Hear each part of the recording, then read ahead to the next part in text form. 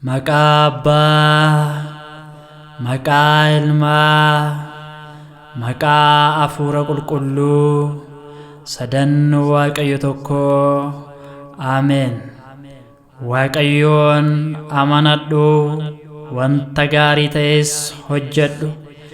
Biyyuma keessaa nagaadhaan taa'i, amanamummaas eeggadhu. Faaruu Daawit faarsaa 37 lakkoofsa 3 hanga 4.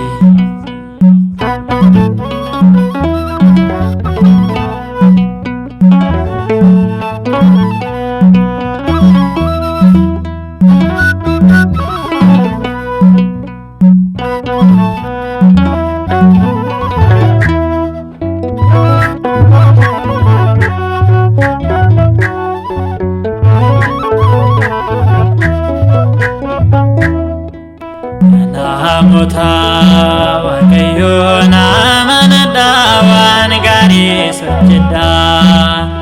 Namoota Waaqayyoon amanadha, waan gaarii hojjedha. Amanamummaan isa eeggadha, amanamummaan isa eeggadha. Namoota Waaqayyoon amanadha, waan gaarii hojjedha. Namoota Waaqayyoon amanadha, waan gaarii hojjedha. Amanamummaan isa eeggadha, amanamummaan isa eeggadha.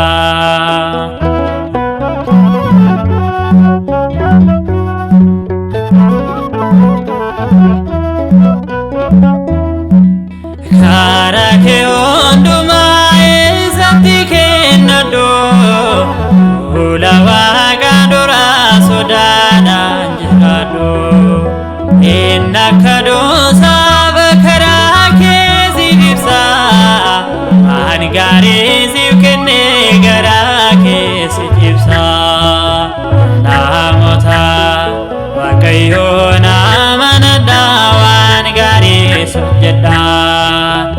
Namoota Waaqayyoon amanadha, waan gaarii hojjedha.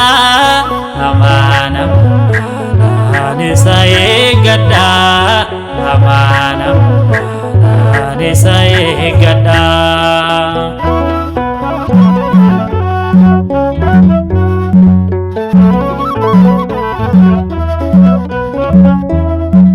Inni kana malee fayyina argata, har'uu Gooftaa jalaa gammachuun jiraata.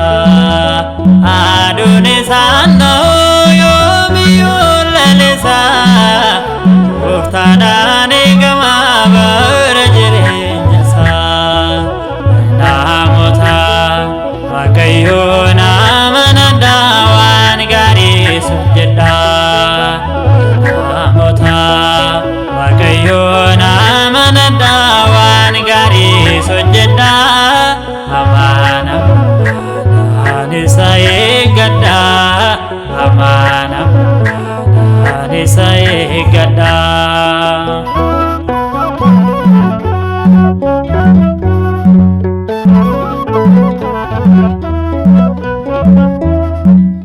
Waaqayyo arjaadhamee maallu dhoowwata, goota amantii dhabee labbiidhaan hollata.